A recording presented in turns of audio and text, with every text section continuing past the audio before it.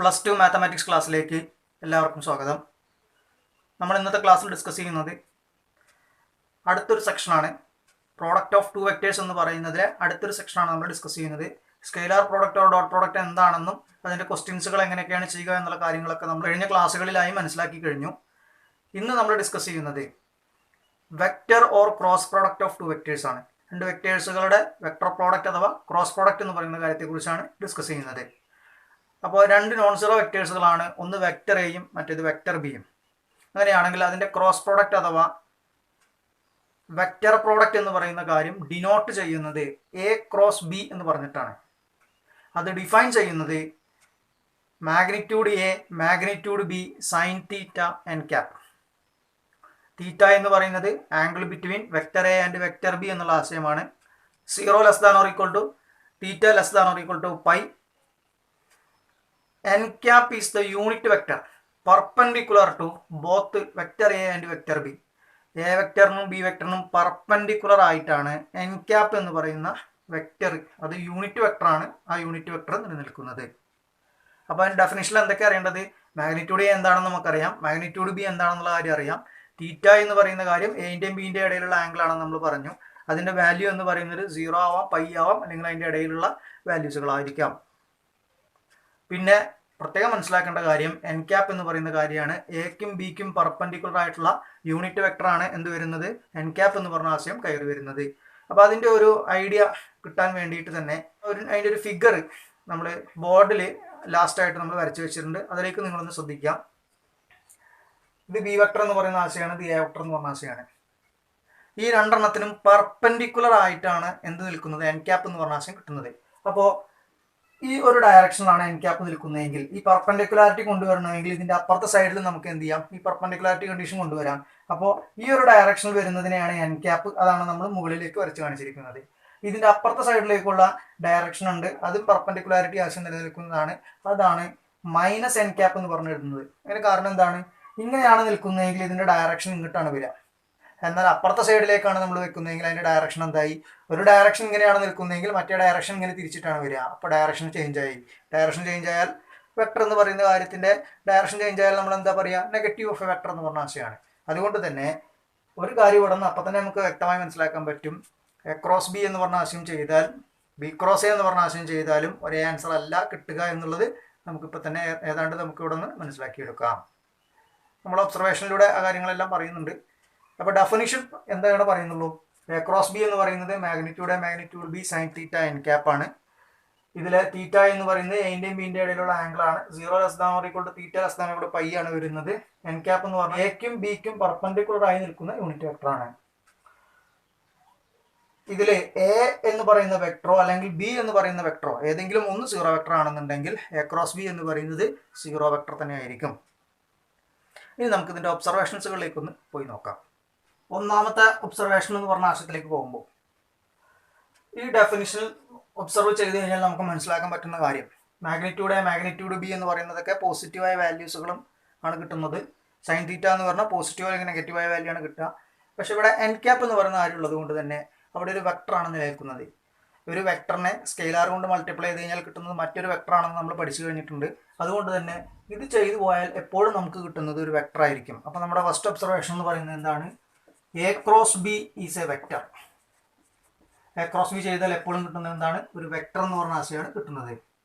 രണ്ടാമത്തെ കാര്യം പറയുന്നത് A cross B equal to 0 vector if and only if vector A parallel to vector B. A cross B എന്ന് പറയുന്നത് 0 വെക്ടറാണ് കിട്ടുന്നതെങ്കിൽ എയും ബിയും പാരലായിരിക്കും. എയും ബിയും പാരലാണെങ്കിൽ അതിൻ്റെ ക്രോസ് പ്രോഡക്റ്റ് എന്ന് പറയുന്ന കാര്യം എന്തായിരിക്കും, 0 വെക്ടർ എന്ന് പറഞ്ഞ ആശയമായിരിക്കും. ഈ ഒരു കാര്യം ഇവിടെ നിന്ന് ഒബ്സർവ് ചെയ്തിട്ടാണ് നമ്മളിത് മനസ്സിലാക്കിയെടുക്കുന്നത്. ഇത് പാരലൽ കണ്ടീഷൻ നിലനിൽക്കുക പറഞ്ഞു കഴിഞ്ഞാൽ രണ്ട് വെക്ടേഴ്സുകൾ പാരലാണെങ്കിൽ അതിൻ്റെ ഇടയിലുള്ള ആംഗിൾ എന്ന് പറയുന്നത് എന്തായിരിക്കും, 0 ആയിരിക്കും. സൈൻ 0 എന്ന് പറഞ്ഞാൽ 0 ആണെന്ന് അറിയാം. അപ്പോൾ ഇത് കംപ്ലീറ്റ് 0 ആയിട്ട് പോകും. അപ്പോൾ എ ക്രോസ് ബി എന്ന് പറഞ്ഞ കാര്യം നമുക്ക് കിട്ടുന്നത് എന്താണ്, അവിടെ 0 വെക്ടർ എന്ന് പറഞ്ഞ ആശയമാണ് കിട്ടുന്നത്. അപ്പോൾ എയും ബിയും പാരലാണെങ്കിൽ എ ക്രോസ് ബി 0 ആണ്. എ ക്രോസ് ബി 0 ആണ് വരുന്നതെങ്കിൽ എയും ബിയും എന്താണ്, പാരലായിട്ടാണ് നിൽക്കുന്നത്. തൊട്ട് മുമ്പേ ഡോട്ട് പ്രോഡക്റ്റിൽ പറഞ്ഞ പോലെ തന്നെ രണ്ട് പർട്ടിക്കുലർ കേസ് നമുക്കിവിടെ പറയാം.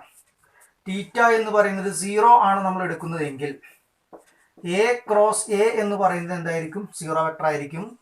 തീറ്റ എന്ന് പറയുന്നത് പൈ ആണ് വരുന്നതെങ്കിൽ എ ക്രോസ് മൈനസ് എ എന്ന് പറയുന്ന ആശയം എന്ത് തന്നെയായിരിക്കും? സീറോ വെക്ടർ എന്ന് പറഞ്ഞ ആശയം തന്നെയായിരിക്കും. ഡോട്ട് പ്രോഡക്റ്റിൽ പറഞ്ഞതുപോലെ ക്രോസ് പ്രോഡക്റ്റിൽ പർട്ടിക്കുലർ കേസ് നമുക്ക് അത്ര ഇമ്പോർട്ടൻ്റ് അല്ല. ജസ്റ്റ് അതിൻ്റെ ഒരു ഐഡിയ മനസ്സിലാക്കി എടുക്കുക നിങ്ങൾ. തീറ്റ 0 ആണ് വരുന്നതെങ്കിൽ എ ക്രോസ് ചെയ്താൽ എന്താ കിട്ടുക? സീറോ വെക്ടർ തന്നെയാണ് കിട്ടുക. തീറ്റ പൈ ആണ് വരുന്നതെങ്കിൽ എ ക്രോസ് മൈനസ് ചെയ്താൽ എന്താണ് കിട്ടുന്നത്? സീറോ വെക്ടർ എന്ന് പറഞ്ഞ ആശയമാണ് കിട്ടുന്നത്. മൂന്നാമത്തെ ഒബ്സർവേഷൻ പറയുന്നത് if theta equal to pi by 2. Theta എന്ന് പറയുന്നത് പൈ ബൈ 2 ആണെങ്കിൽ ഇവിടെ സൈൻ പൈ ബൈ 2 ആയിട്ട് മാറും. സൈൻ പൈ ബൈ 2ന്റെ വാല്യൂ 1 ആണെന്ന് നമുക്കറിയാം. പിന്നെ എൻ ക്യാപ്പ് എന്ന് പറഞ്ഞാൽ എക്കും ബിക്കും പെർപെൻഡിക്കുലർ ആയിട്ടുള്ള യൂണിറ്റ് വെക്ടർ ആണ്. ഈ എയും ബിയും തന്നെ പെർപെൻഡിക്കുലർ ആണെന്നുണ്ടെങ്കിൽ നമുക്ക് അതിന്റെ മുകളിലുള്ള ഏതെങ്കിലും ഒരു യൂണിറ്റ് വെക്ടർ എന്ത് ചെയ്താൽ മതി? ഇവിടെ കൺസിഡർ ചെയ്താൽ മതി. അതുകൊണ്ട് തന്നെ നമുക്ക് എന്ത് പറയാം? If theta equal to pi by 2 then a cross b equal to magnitude A magnitude B. Sine theta എന്ന് പറയുന്നത് എന്താവും? സൈൻ പൈ ബൈ 2 1 ആവും. എൻ ക്യാപ്പ് എന്ന് പറയുന്നത് എയോ ബിയോ ഏതെങ്കിലും ഒന്നിന്റെ മുകളിലുള്ള യൂണിറ്റ് വെക്ടർ ആയിട്ട് എടുത്താൽ മതി. അപ്പൊ അതുകൊണ്ട് അത് പ്രത്യേകം നമ്മൾ മെൻഷൻ ചെയ്യണമെന്നില്ല. അപ്പോൾ എ ക്രോസ് ബി എന്ന് പറയുന്നത് എന്തായിരിക്കും? മാഗ്നിറ്റ്യൂഡ് എ മാഗ്നിറ്റ്യൂഡ് ബി എന്ന് പറഞ്ഞ ആശയമായിരിക്കും. നാലാമത്തെ ഒബ്സർവേഷനിൽ പറയുന്നത് ഈ നാലാമത്തെ അഞ്ചാമത്തെ ഇങ്ങനെ രണ്ട് ഒബ്സർവേഷൻസുകൾ സ്പ്ലിറ്റ് ചെയ്യുന്നതിന് പകരം നിങ്ങൾക്ക് ഒന്നിച്ച് ഒറ്റ അടിക്ക് കാര്യങ്ങൾ പഠിക്കാം. അതിനുവേണ്ടി ഒരു ചെറിയൊരു ഫിഗറിന്റെ കാര്യം ഞാൻ നിങ്ങളോട് പറയുകയാണ്. I cap, J cap, K cap.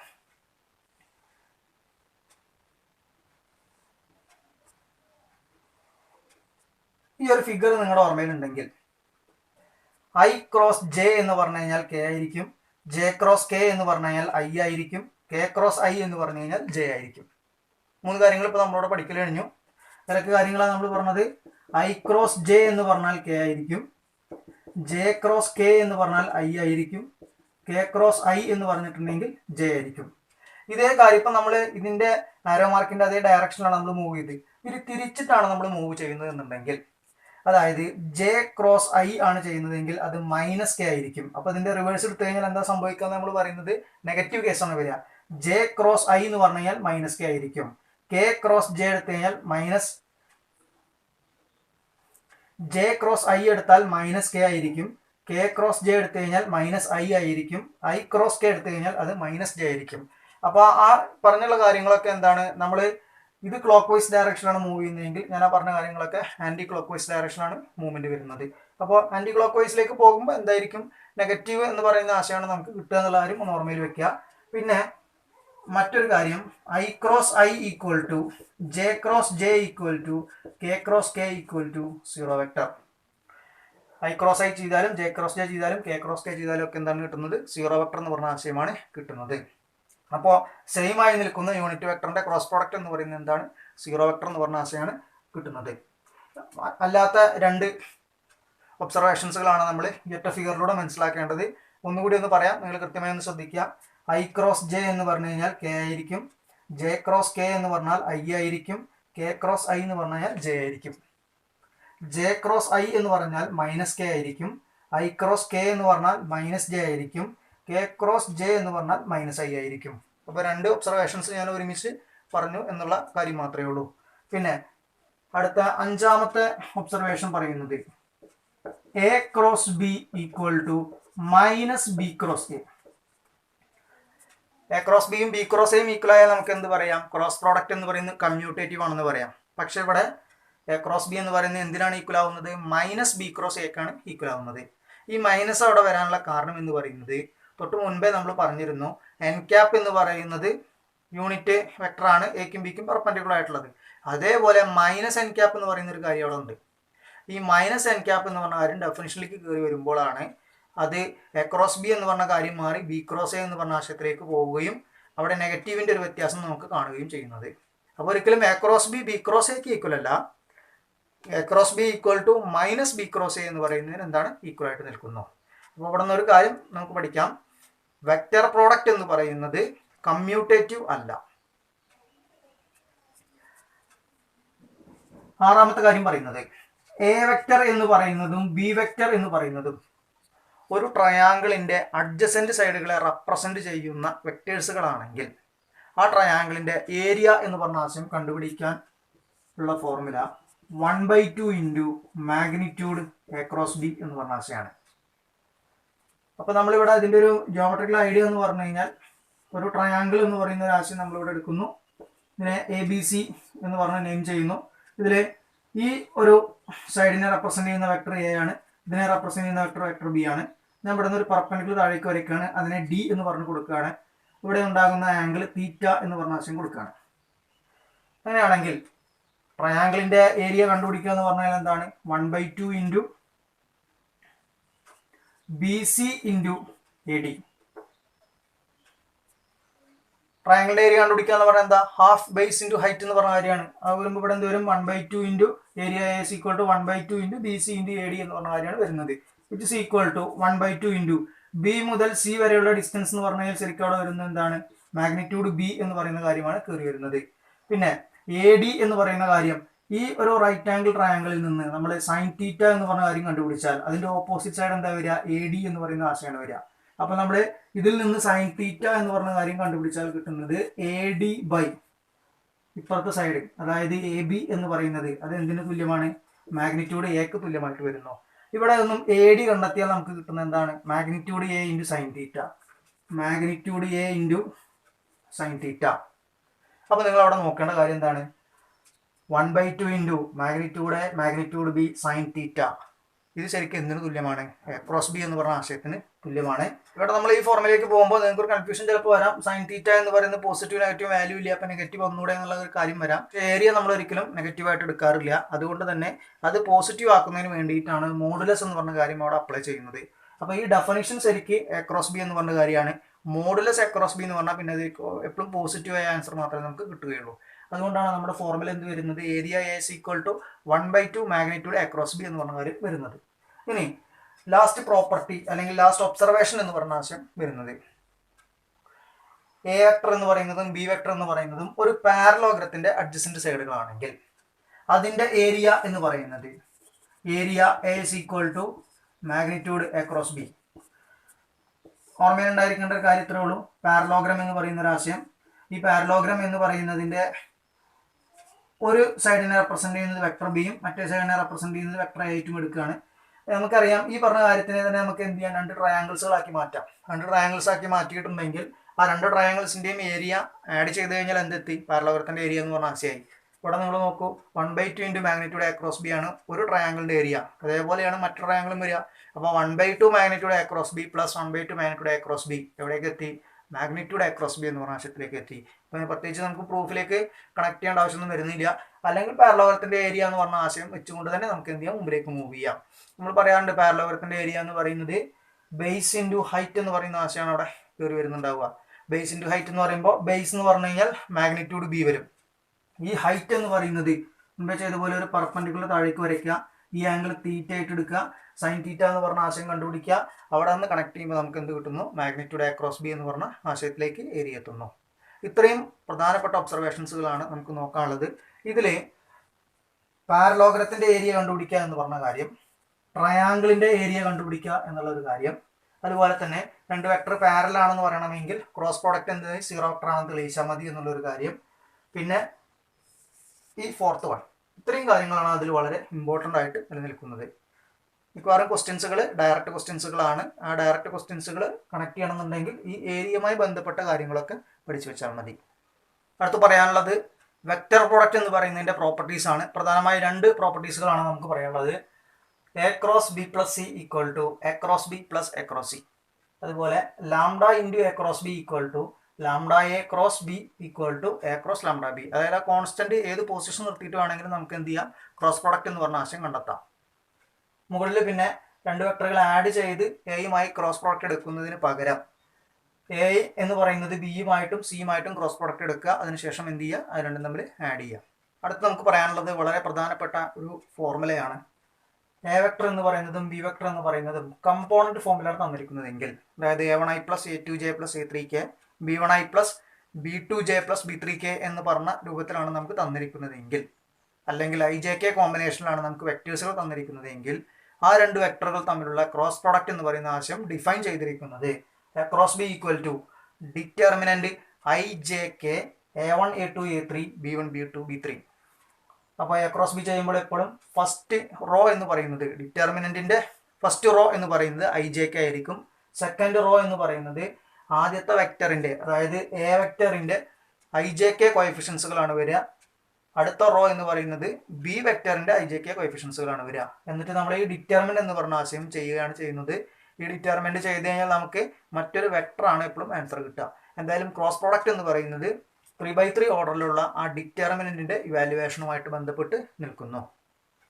ഇനി നമുക്ക് ഇതിന്റെ ചോദ്യങ്ങളിലേക്ക് ഒന്ന് പോയി നോക്കാം. ഒന്നാമത്തെ ചോദ്യത്തിൽ നമുക്ക് ചെയ്യാനുള്ളത് find magnitude A cross B. A cross ബിയുടെ മാഗ്നിറ്റ്യൂഡ് കണ്ടുപിടിക്കണം. എ വെക്ടറും തന്നിട്ടുണ്ട്, ബി വെക്ടറും തന്നിട്ടുണ്ട്.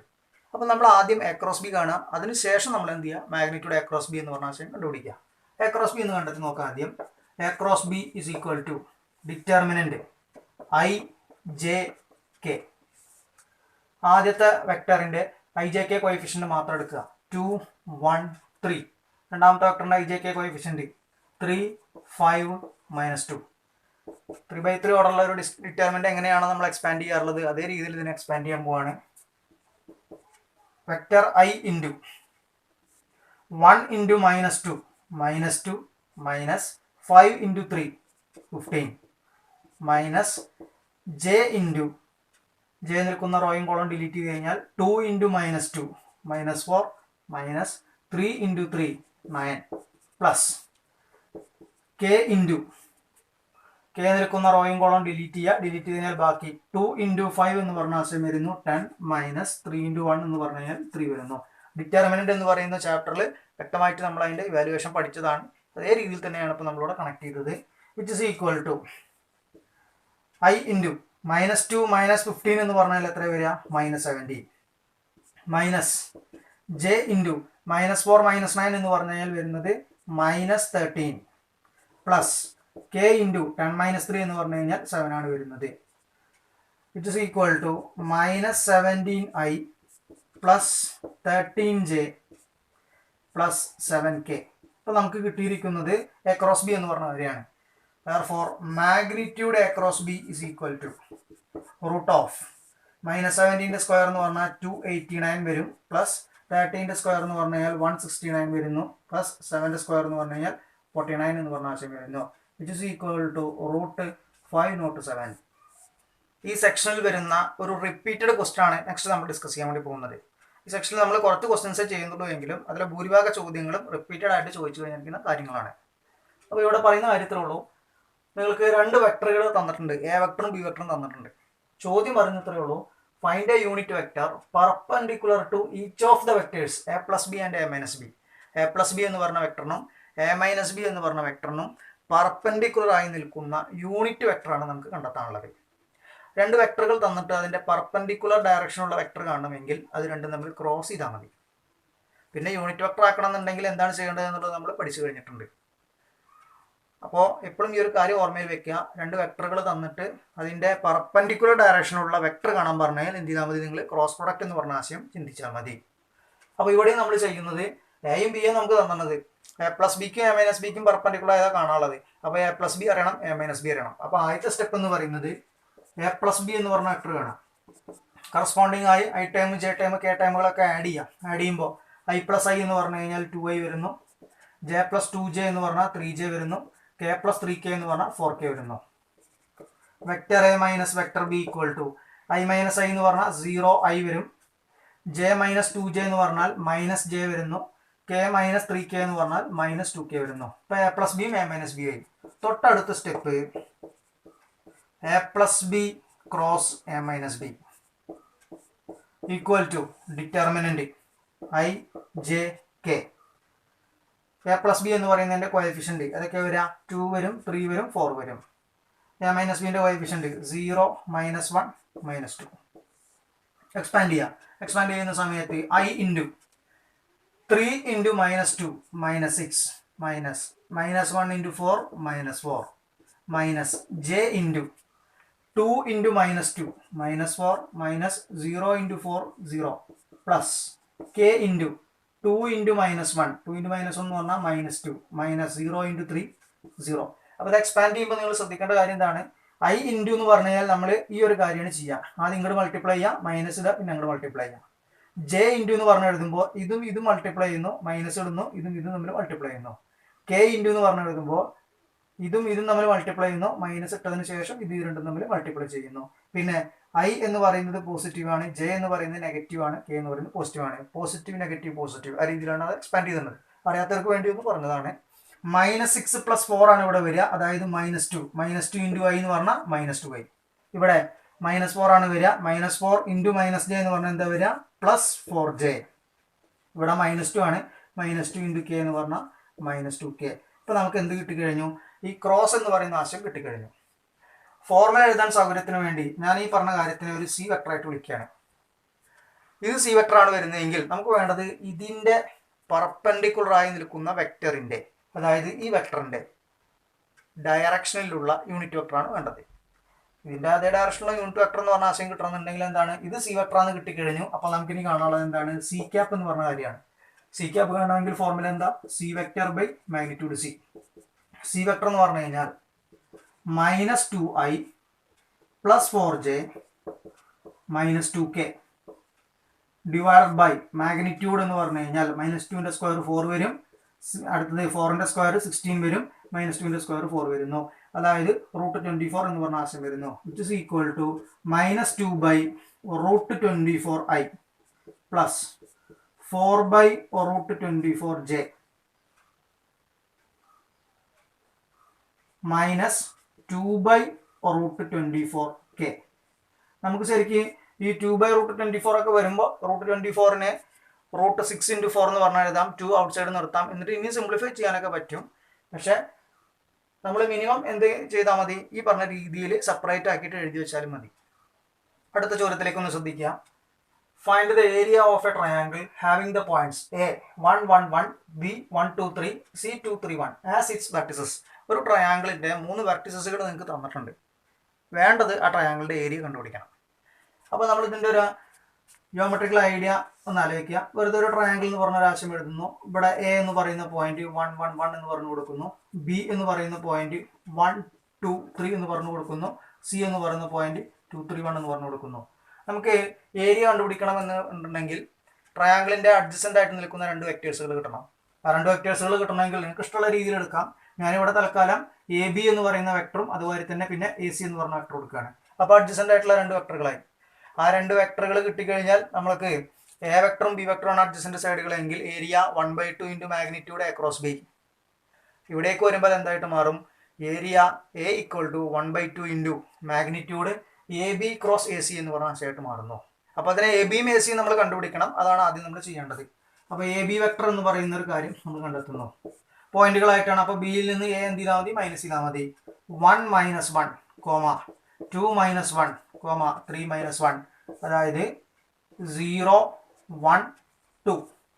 അടുത്തത് എ സി എന്ന് പറഞ്ഞ വെക്ടർ. അപ്പോൾ സിയിൽ നിന്ന് എന്ത് ചെയ്താൽ മതി, എ മൈനസ് ചെയ്താൽ മതി. സിയിൽ നിന്ന് എ മൈനസ് ചെയ്യുമ്പോൾ എന്ത് വരും, 2 - 1 വരും, 3 - 1 വരും, 1 - 1 എന്ന് പറഞ്ഞ ആശയം വരുന്നു. 2 - 1 എന്ന് പറഞ്ഞാൽ 1 ആണ്, 2 ആണ്, അടുത്തത് 0 ആണ്. ഇപ്പോൾ എ ബി വെക്ടറായി, എ സി വെക്ടറായി. നമുക്ക് വേണ്ടത് ശരിക്കും എന്താണ്, A B cross A C എന്ന് പറഞ്ഞ ആശയം കിട്ടണം. അതിൻ്റെ മാഗ്നിറ്റ്യൂഡ് എടുക്കണം. അതിൻ്റെ പകുതി എടുത്താൽ എന്തായി, ഏരിയയായി. അപ്പോൾ അടുത്ത സ്റ്റെപ്പിൽ ഞാൻ A B cross A C എന്ന് പറഞ്ഞ ആശയം ചെയ്യാൻ വേണ്ടി പോവാണ്.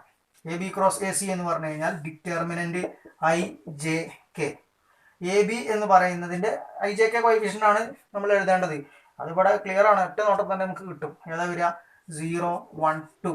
അതേമാതിരി എ സി എന്ന് പറയുന്നതിൻ്റെ കാര്യത്തിലേക്ക് പോകുമ്പോൾ 1 2 0 which is equal to I into 1 × 0 എന്ന് പറഞ്ഞാൽ 0 വരും, മൈനസ് 2 × 2 എന്ന് പറഞ്ഞു കഴിഞ്ഞാൽ 4 വരുന്നു, minus J into 0 × 0 0 minus 1 × 2 2 plus K into 0 × 2 എന്ന് പറഞ്ഞാൽ 0 മൈനസ് 1 × 1 എന്ന് പറഞ്ഞു കഴിഞ്ഞാൽ 1 which is equal to -4i plus 2j minus K. നിങ്ങൾ നോക്കേണ്ടത് ഇവിടെ -2 ആണ് വരിക. -2 × -j ചെയ്യുക. അപ്പോൾ എന്ത് വരും, +2j വരും. ഇവിടെ -1 ആണ് വരിക. -1 × k എന്ന് പറഞ്ഞാൽ -k വരും. ഇവിടെ -4 ആണ് വരിക. -4 × i എന്ന് പറഞ്ഞാൽ -4i വരും. അപ്പോൾ നമുക്ക് ക്രോസ് ചെയ്യുമ്പോൾ നമുക്ക് ലഭിക്കുന്ന വെക്ടർ കിട്ടിക്കഴിഞ്ഞിട്ടുണ്ട്. ഇനി നമുക്ക് വേണ്ടത് എന്താ, ഇതിൻ്റെ മാഗ്നിറ്റ്യൂഡ് വേണം. Magnitude A B cross A C equal to √(-4 ന്റെ സ്ക്വയർ 16 പ്ലസ് 2 ന്റെ സ്ക്വയർ 4 പ്ലസ് -1 ന്റെ square 1 which is equal to √21.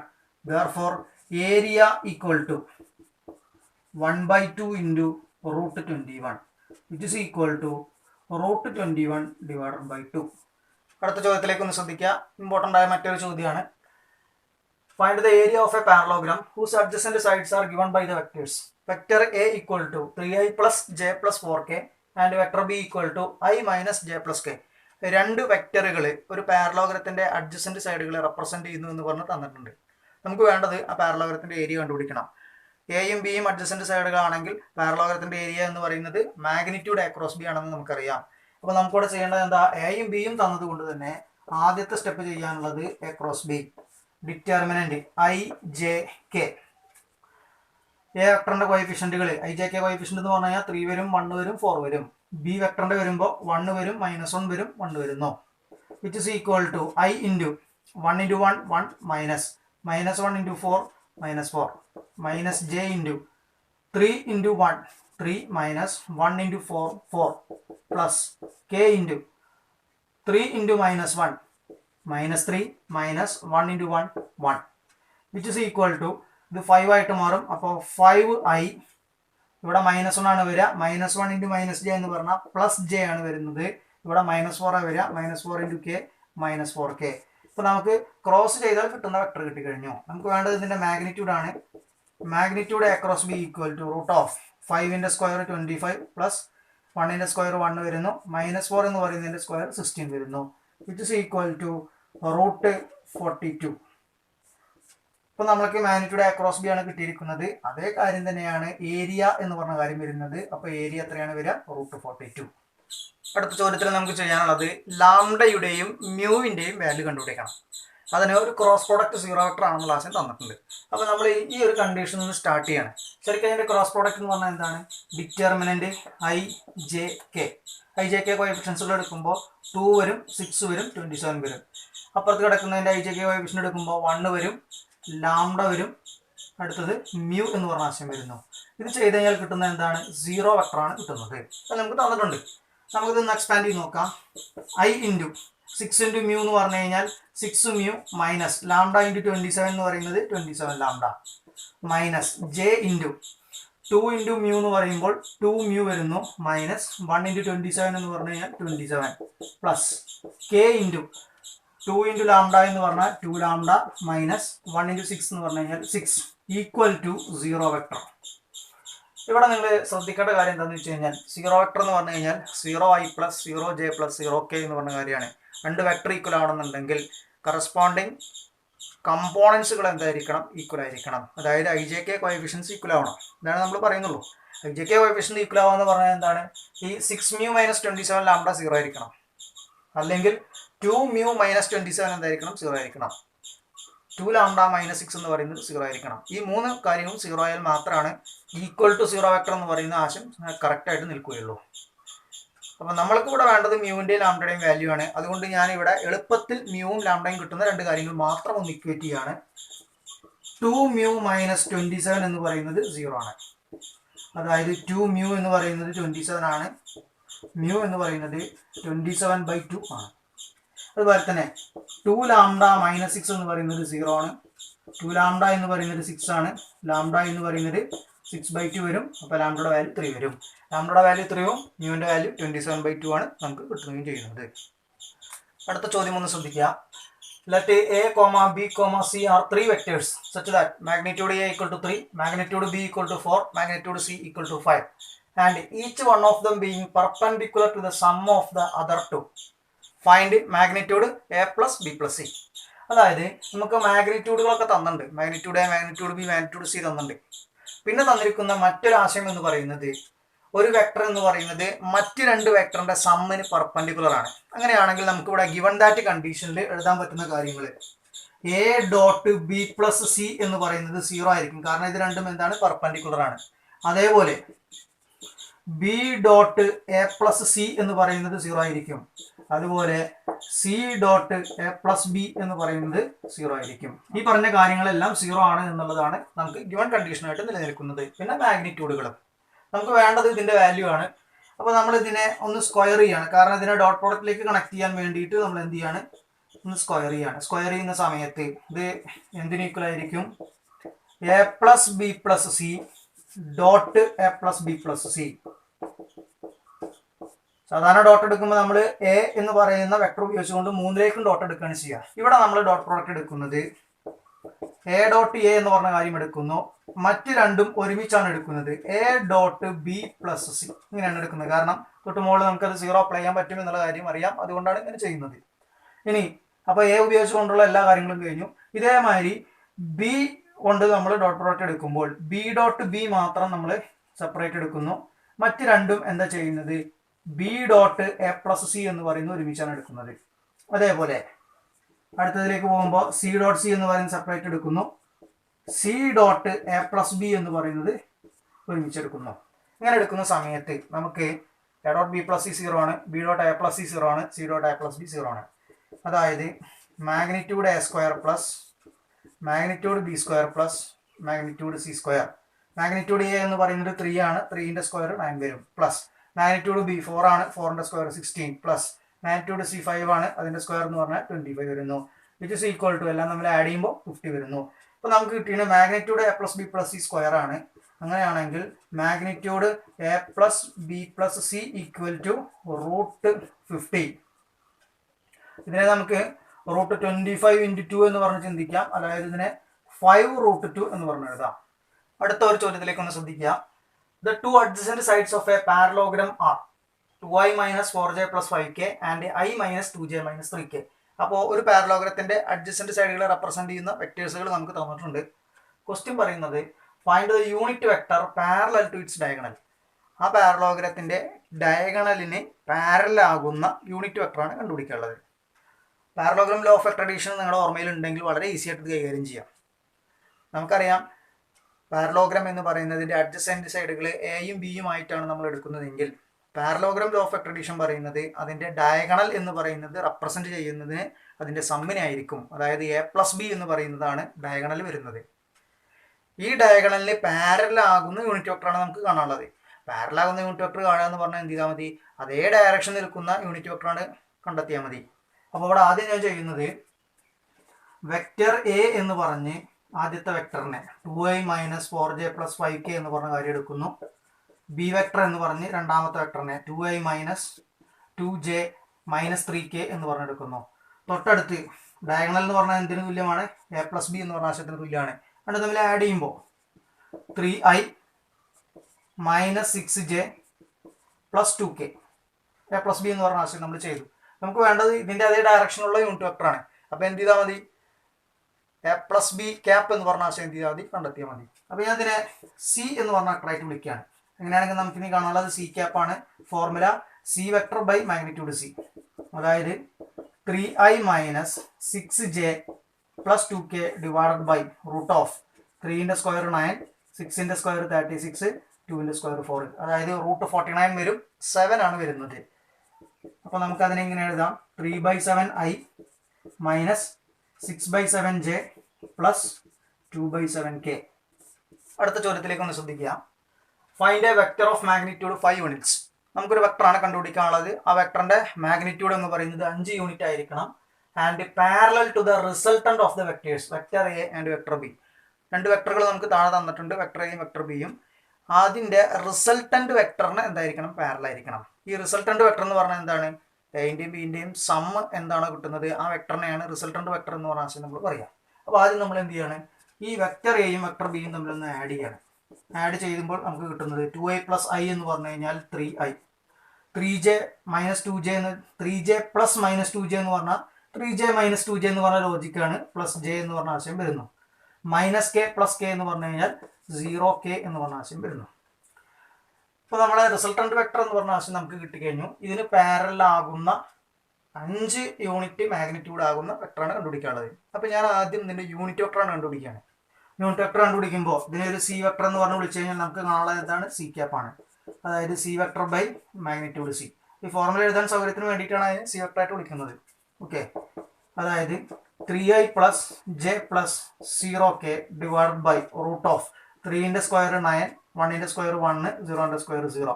അതായത് 3/√10i പ്ലസ് 1/√10j. കെയിൻ്റെ ടൈം 0 ആയതുകൊണ്ട് എഴുതണം എന്ന് യാതൊരു നിർബന്ധവുമില്ല. തൽക്കാലം ഞാൻ അപ്പോൾ അത് എഴുതുന്നില്ല. അപ്പോൾ ഇപ്പം നമുക്ക് കിട്ടിയിരിക്കുന്നത് എന്താണ്? റിസൾട്ടന്റ് വെക്ടറിന്റെ അതേ ഡയറക്ഷനിലുള്ള യൂണിറ്റ് വെക്ടറാണ് കിട്ടിയിരിക്കുന്നത്. നമുക്ക് മാഗ്നിറ്റ്യൂഡ് 5 യൂണിറ്റ് ആണെന്ന് പ്രത്യേകം ഇവിടെ പറഞ്ഞിട്ടുണ്ട്. അതുകൊണ്ട് നമ്മൾ അടുത്ത സ്റ്റെപ്പ് എന്ത് ചെയ്യുക? 5 സി ക്യാപ്പ് എന്ന് പറഞ്ഞ ആശയം കണ്ടുപിടിക്കുക. വിച്ച് ഇസ് ഈക്വൽ ടു എല്ലാ ടേമിനെയും എന്ത് ചെയ്യുക? 5 കൊണ്ട് മൾട്ടിപ്ലൈ ചെയ്യുക. അതായത് 15/√10 i പ്ലസ് 5/√10 j. നമുക്കിനി സിംപ്ലിഫൈ ചെയ്യാനൊക്കെ പറ്റും. മിനിമം ഇത്രയെങ്കിലും നിങ്ങളൊക്കെ ചെയ്തിട്ട് ഇടുക. ഇനി നമുക്ക് √10 എന്ന് പറയുന്നതിനെ √5 × √2 എന്ന് പറഞ്ഞ് ചിന്തിക്കാം. √5 മുകളിലത്തെ ടേമുമായിട്ട് ക്യാൻസൽ ചെയ്തിട്ടൊന്ന് സിംപ്ലിഫൈ ഒക്കെ ചെയ്യാൻ പറ്റിയില്ലെങ്കിലും മിനിമം ഇതുവരെയെങ്കിലും നിങ്ങൾ എന്ത് ചെയ്യുക? ചെയ്ത് അവസാനിപ്പിക്കുക. ഇത്രയും ക്വസ്റ്റ്യൻസുകളാണ് cross product or vector product of 2 vectors എന്ന് പറഞ്ഞ ഭാഗത്ത് നമുക്ക് പഠിക്കുവാനുള്ളത്. പ്രത്യേകിച്ച് അഡ്ജസൻറ്റ് സൈഡുകൾ തന്നിട്ട് ഏരിയ എന്ന് പറയുന്ന ആശയം, പാരലോഗ്രത്തിൻ്റെ കണ്ടുപിടിക്കുന്നതും ട്രയാങ്കിളിൻ്റെ ആശയം കണ്ടുപിടിക്കുന്നതും, അത് 3 വെർട്ടസുകൾ തന്നിട്ട് നമ്മൾക്ക് കണ്ടുപിടിക്കുന്ന രീതിയിലുള്ള ചോദ്യമാണ് വരിക. അതൊക്കെ നമ്മൾ ക്ലാസ്സിൽ ചെയ്തിട്ടുണ്ട്. പിന്നെ എയും ബിയും തന്നിട്ട് a+bക്കും a-bക്കും പെർപെൻഡിക്കുലർ ആയ യൂണിറ്റ് വെക്ടർ കണ്ടുപിടിക്കുക, റിസൾട്ടന്റ് വെക്ടറിന് പാരലായ യൂണിറ്റ് വെക്ടേഴ്സ് കണ്ടുപിടിക്കുക, അല്ലെങ്കിൽ മാഗ്നിറ്റ്യൂഡ് 5 യൂണിറ്റ് ആകുന്ന രീതിയിലുള്ള വെക്ടർ കണ്ടുപിടിക്കുക. അതുപോലെ തന്നെ ഒരു വർഷം എ വെക്ടറും ബി വെക്ടറും തന്നിട്ട് അതിന് പെർപെൻഡിക്കുലർ ആയതും എന്നാൽ 7 യൂണിറ്റ് ലെങ്ത് വരുന്നതുമായ വെക്ടർ കണ്ടെത്താൻ പറഞ്ഞിരുന്നു. അവിടെ നിങ്ങൾ ആലോചിക്കേണ്ട കാര്യം ഇത്രയേ ഉള്ളൂ. എക്കും ബിക്കും പെർപെൻഡിക്കുലർ ആയ വെക്ടർ ചെയ്യണമെങ്കിൽ A×B ചെയ്താൽ മതി. A×B ചെയ്താൽ കിട്ടുന്നത് ഒരു വെക്ടറാണ്. ആ വെക്ടർ എന്ന് പറയുന്നതിൻ്റെ യൂണിറ്റ് വെക്ടർ നിങ്ങൾ എന്ത് ചെയ്താൽ മതി? കാൽക്കുലേറ്റ് ചെയ്യുക. അതിനുശേഷം മാഗ്നിറ്റ്യൂഡ് 7 യൂണിറ്റ് ആവണമെങ്കിൽ 7 കൊണ്ട് എന്ത് ചെയ്താൽ മതി? മൾട്ടിപ്ലൈ ചെയ്താൽ മതി. ഇതിൻ്റെ ഒരു ലോജിക്ക് വരുന്ന ക്വസ്റ്റ്യൻസുകളൊക്കെ നമ്മളിവിടെ കണക്ട് ചെയ്ത് കഴിഞ്ഞിട്ടുണ്ട്. എന്തായാലും വെക്ടർ ആൾജിബ്ര എന്ന് പറയുന്ന ഈ ഒരു ചാപ്റ്റർ നമ്മളിവിടെ കൺക്ലൂഡ് ചെയ്യാണ്. നമ്മൾ ഡിസ്കസ് ചെയ്യാത്തത് സപ്ലിമെൻ്ററി മെറ്റീരിയൽ വരുന്ന ഒരു പോർഷൻ മാത്രമേ ഉള്ളൂ. ബാക്കിയെല്ലാം വെക്ടർ ആൾജിബ്രയിൽ നമ്മൾ കൃത്യമായിട്ട് നമ്മൾ ഡിസ്കസ് ചെയ്ത് കഴിഞ്ഞിട്ടുണ്ട്. അത് നമ്മുടെ ഫോക്കസ് ഏരിയയിൽ വരാത്തത് കൊണ്ട് തൽക്കാലം അത് നമ്മളൊന്ന് മാറ്റി നിർത്തുകയാണ്. ബാക്കി എല്ലാ ഭാഗങ്ങളും നമ്മൾ ക്ലിയർ ആയിട്ട് ഡിസ്കസ് ചെയ്ത് കഴിഞ്ഞു. അപ്പോൾ ക്ലാസ്സിലെടുത്ത് കഴിഞ്ഞിട്ടുള്ള ക്വസ്റ്റ്യൻസുകൾ അതുപോലെ നിങ്ങൾ ചെയ്ത് പഠിച്ചാൽ നല്ല ഒരു അടിത്തറ നിങ്ങൾക്ക് ഈ ഒരു ചാപ്റ്ററിൻ്റെ കിട്ടുകയും ചെയ്യും. ഇതിൽ നിന്ന് കിട്ടുന്ന ക്വസ്റ്റ്യൻസുകളുടെ മാർക്കുകൾ പരമാവധി സ്കോർ ചെയ്യുക തന്നെ വേണം. അങ്ങനെയാണെങ്കിൽ നമുക്ക് കുറച്ച് ഡിഫിക്കൽട്ടായ ഡിഫറൻസിയേഷൻ ഇൻറ്റഗ്രേഷൻ എന്ന് പറയുന്ന ചാപ്റ്ററൊക്കെ ഒന്ന് കുറച്ച് വേണമെങ്കിൽ നമുക്ക് മാറ്റി നിർത്തിക്കൊണ്ടൊക്കെ പഠനം പ്ലാൻ ചെയ്യാം. അപ്പോൾ എന്തായാലും വെക്ടർ ആൾജിബ്ര എന്ന് പറയുന്നത് നമ്മൾ കൺക്ലൂഡ് ചെയ്യാണ്. പുതിയൊരു ചാപ്റ്ററുമായിട്ട് നമുക്ക് അടുത്ത ക്ലാസ്സിൽ കാണാം. Okay, by.